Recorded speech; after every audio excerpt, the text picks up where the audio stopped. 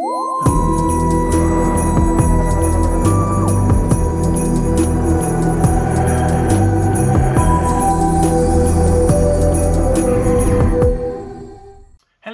welcome back to another Doctor Who YouTube video.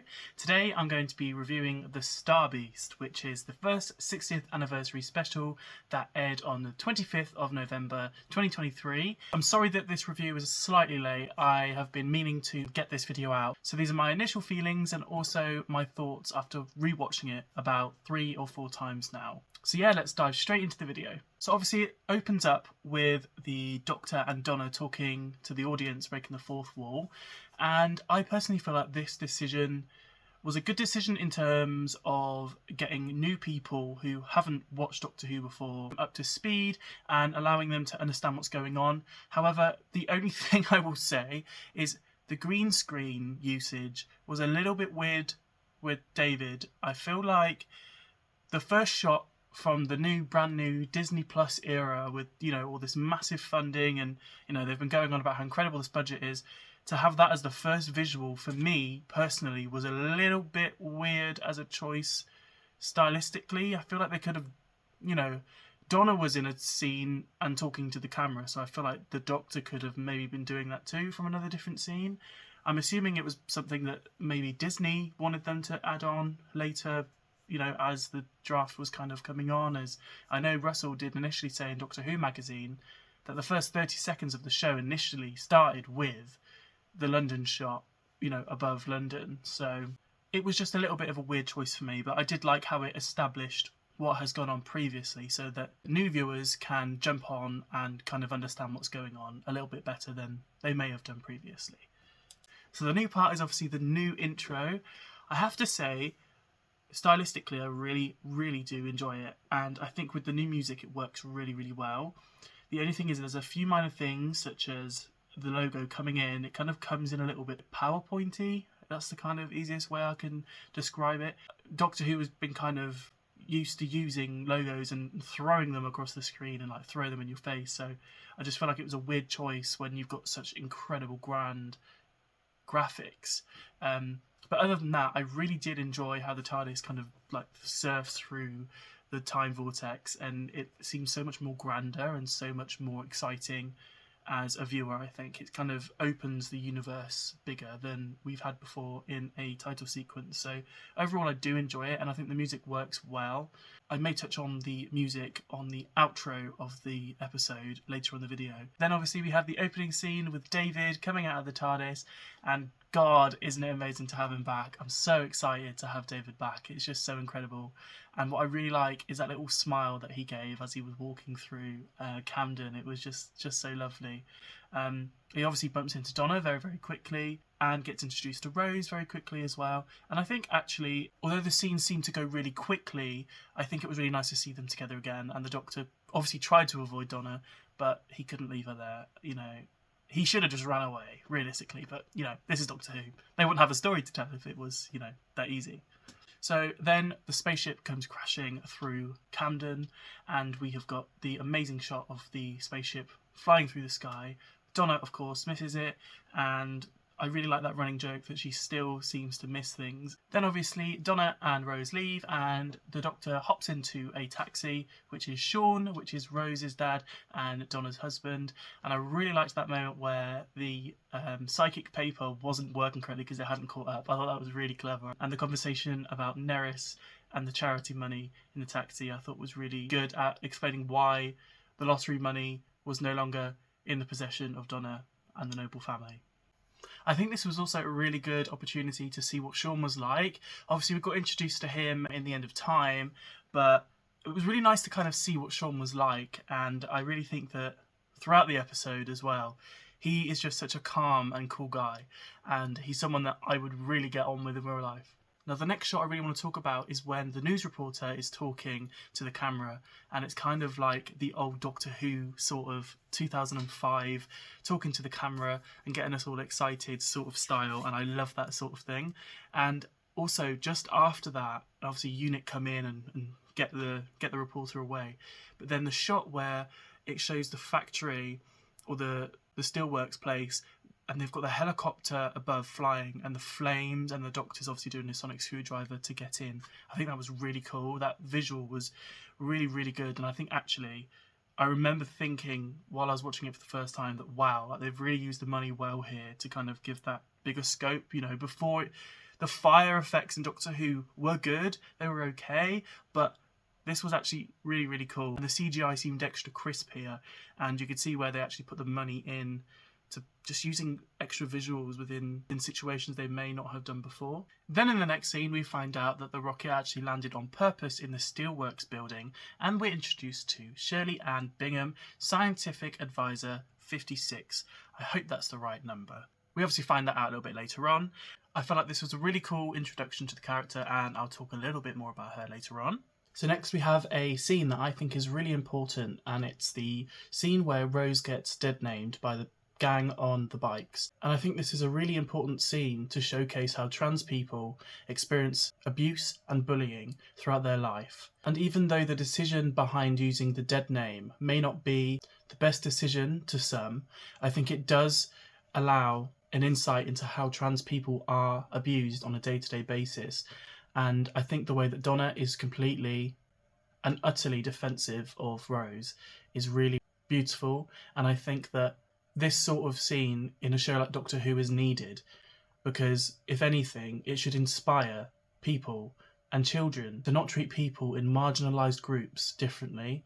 And I really hope this will pave the way for some important change that is really, really needed in especially the UK. We then get the trans storyline addressed again in a more subtle way, but in a really important way, with Sylvia and Donna, you know, with Sylvia stumbling across her words and, you know, feeling kind of frustrated with herself for not being able to articulate her feelings or her emotions properly, because you can really tell that Sylvia is trying.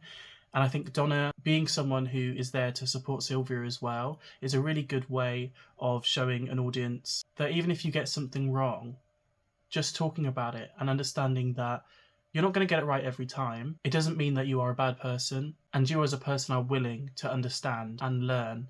And I think that really is important. One line I love from Donna as well is when she's putting the milk back in the fridge and she goes, "How lucky am I?" I just love the way that she says that line. It's so Donna. Then obviously she goes on to talk about her memories that she thinks she's lost, something that we've seen a lot in the trailers, and it really does give a narrative to maybe new viewers that these memories are lost, and she's starting to kind of understand that there's a part missing in her life. Obviously then Rose and Fudge find the spaceship escape pod, and Rose is like, "Wait, hold on a minute, I need to find my phone," and she runs back to the bins, and lo and behold, she finds the Meep, the cutest little cutie patootie, the Meep. The Meep is just so adorable at this point in the story. I've always loved the Meep, and ever since I've seen the design for the Meep, I've just wanted a plushie. And Miriam Margolyes does such an incredible job at the voice in the cute, and obviously the later scenes as well. I just love it so much. We come back to the Doctor and Shirley Ann Bingham, where the Doctor has used his sonic screwdriver to kind of create a display to look at the ship in more detail. And I think this is a really cool interaction between the Doctor and Shirley, and it establishes that Shirley is a boss-ass bitch, and she is really good at what she does, and she's got that authority going forward, because I'm fairly certain they're going to use her again in future episodes. I'm really hopeful they do anyway. Just jumping a little bit forward, we've got the scene where the unit soldiers get possessed by the energy in the spaceship. And the scene I really enjoyed from this was when the unit soldier looked at the stairs and was a bit like, ugh, and Shirley said, "Don't make me the problem." And just a simple line like that, you know, don't make me the problem. I may be in a wheelchair, but don't make me the problem here. Go and do what you need to do. As simple as that. We then find ourselves in Rose's beautiful shed with all her cuddly toys, and the Meep is obviously really wanting to make friends with these toys, which is such an adorable scene, and a scene that was released as a preview on Doctor Who Day, and I think I watched probably like 20 times. I remember just sitting and watching it over and over. I was so excited to hear the Meep's voice and to see how the Meep kind of animatronics and CGI work together. And yeah, I just really enjoyed that interaction with Rose and the Meep. And then obviously Donna comes in, and we've seen this scene coming from a mile off where Donna pokes the Meep in the eye, and the Meep freaks out, and so does Donna. And in typical Donna fashion, we're in for a ride. We then have that fabulous scene where Sylvia runs towards the door and the Doctor turns up at the door and she's like, "You are not coming in." And the Doctor very specifically says, "She can see me, she just can't remember me," which I think is a little bit of a kind of grey area when it comes to fans, because I think initially Russell said that because in the flashbacks in The End of Time, Donna supposedly didn't see the Doctor or remember the Doctor in that scene, but I think in the flashback the Doctor is in that, so a bit of a grey area, but we'll let it slide for this scene, because then we have the Meep grabbing onto Donna's leg and Donna screams, "Get off me, you space rat," which I think is probably my favourite line from the entire episode, and I loved it ever since I saw the preview as well. I just think it's a fantastic scene. And then obviously we get Sean, who walks into all this chaos, and I just love his calm energy. He's just like, this is another day in the noble household.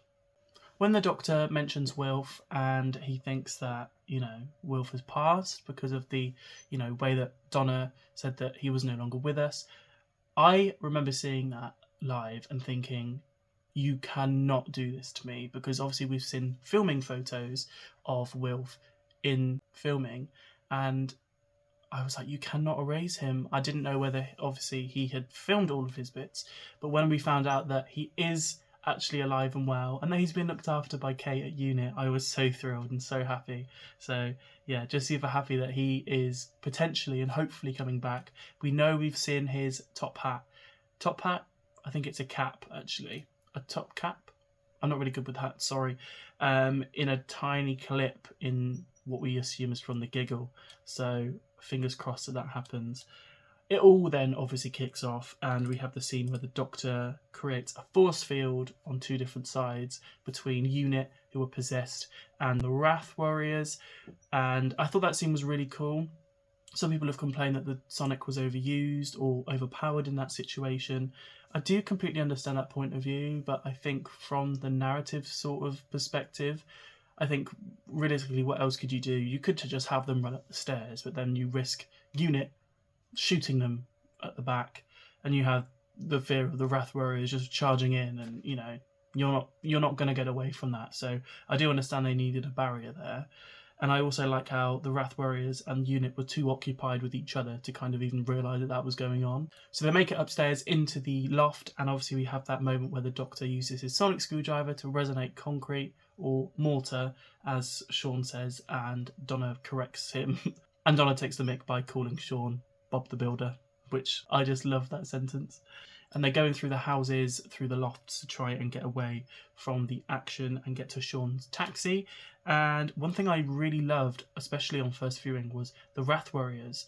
They have these wings, obviously, that they fly. And I didn't realise that they did that. And I remember watching it. There's a particular scene where the camera kind of pans over to the road. But in the corner, the left corner, you've got the Wrath Warriors flying in. I thought that was a really effective scene. We then, of course, come on to the scene where the Meep reveals their true self. So I think that moment, watching it live, I knew it was going to happen. I knew the Meep was going to turn evil, just purely based on the comics and obviously the rumours of the episode. But that moment where the Meep turns from nice to evil, and the change in their eyes and the ears that flow up, I just thought that was so cool. And I also thought the teeth were so cool, were so evil.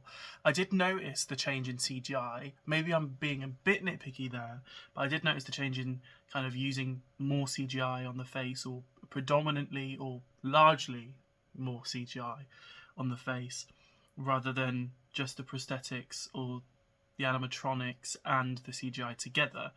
I'm not going to nitpick it that much because it still looked really cool. But that reveal where the Meep shoots the Wrath Warriors was really cool. I really enjoyed that. Obviously then we find out that Donna gave the money away because she was trying to be like the Doctor.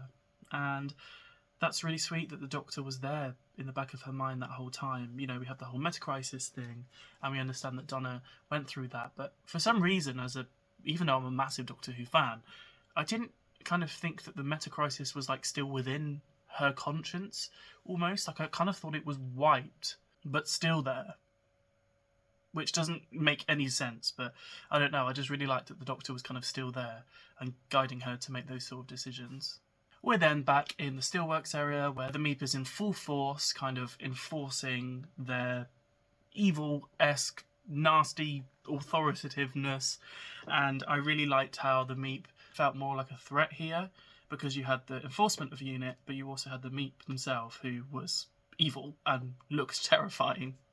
If I was a child, I probably would be very scared of this.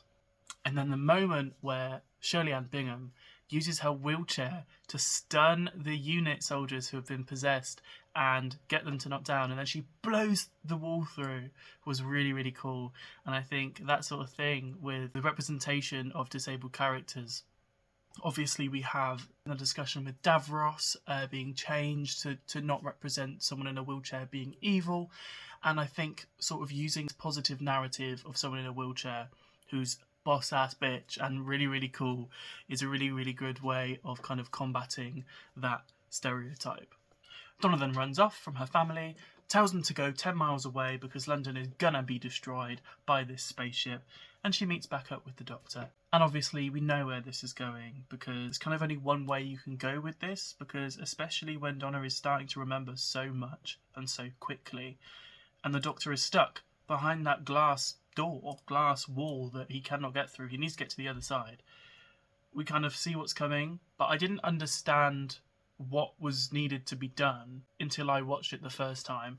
So I think it was a little bit confusing maybe when initially he said that she was going to die by making her do what she needs to do, which in retrospect is such an easy and obvious thing, but watching it the first time around I didn't understand that it meant she would get her memory back in order to help as the Dr. Donna sort of thing.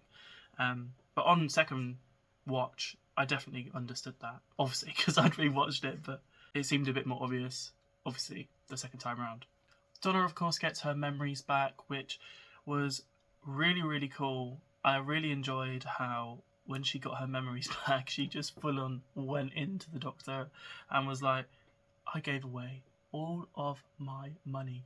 £166 million. I love the way that she articulates, you know, Catherine is such a good actress. I think, you know, people just think that she's a comedy actress, and that's probably because predominantly that's all she's really done. But she's a good actress, and her emotions in this scene were impeccable, really, really good. And I love how she mimics the Doctor's kind of quirks when she's that Dr. Donna. So obviously we think that Donna dies at this point, and I remember watching it for the first time and thinking, well, we obviously know that she's not going to die right here, because unless they go back in time into the timeline that the Doctor would not go down, because that's against kind of Doctor Who's law, we know that she comes back in future episodes, so I knew that she wasn't going to die there and then. But then the reveal that Rose was the reason the Metacrisis Doctor could live on, I thought was really clever. I liked how the Metacrisis was kind of halved, so that it didn't melt Donna's brain, if she remembers. There's two of them now who can deal with that. There was a bit of confusion for me when it came to the binary, non-binary situation, because when I first watched it, it didn't, for me, feel like a character development moment where Rose understood herself and felt like she was discovering who she really was the whole time. And it felt to me, because it happened so directly after the explanation for the Metacrisis situation, it felt like that was part of the reason why it was all solved. So I think there was a bit of confusion there for me when I first watched it, but then when I watched it a second, third time, I understood that that is primarily kind of the characterization for Rose and kind of discovering herself. And I think that narrative is really important to showcase in media, of course.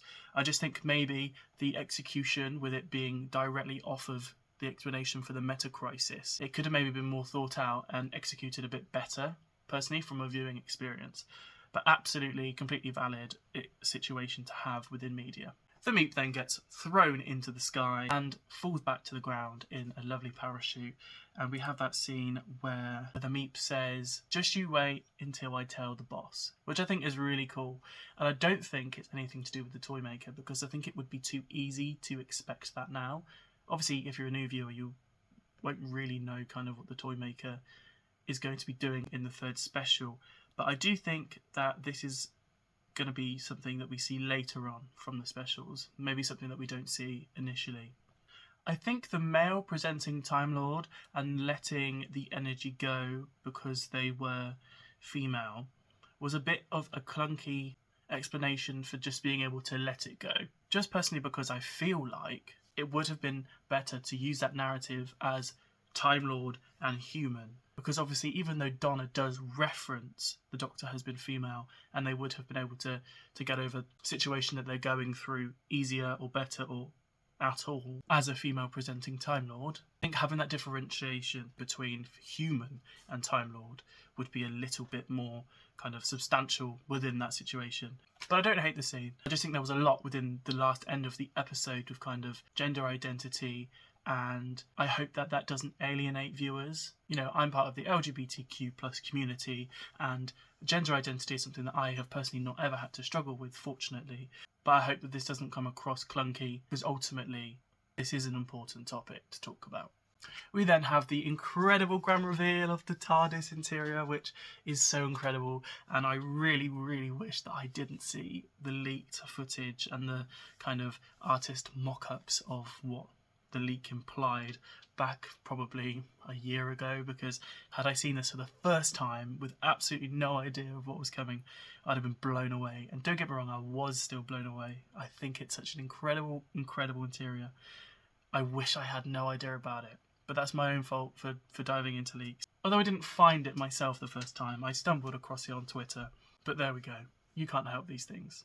I just think it's a really cool interior. I love how the lights change, and I'm really looking forward to seeing Ncuti in that TARDIS too. Donna then obviously goes on to throw a cup of coffee onto the console, which ends up blowing the TARDIS up into a chaos of fire. And I do find it quite crazy how something so close to the console, or something part of the console, the coffee literally comes out like that, and you have to pick it up. But if the TARDIS went like that during flight, surely it would just tip over itself. But it's a plot point. I completely appreciate that. It was quite fun to see the TARDIS blow up, actually. It was going to happen at some point. If it wasn't during the regeneration, which is normally the case, it had to happen during the first special, didn't it? One teeny thing, and I don't want to end on a negative, but something I just want to mention, is the music in the outro is different to the intro.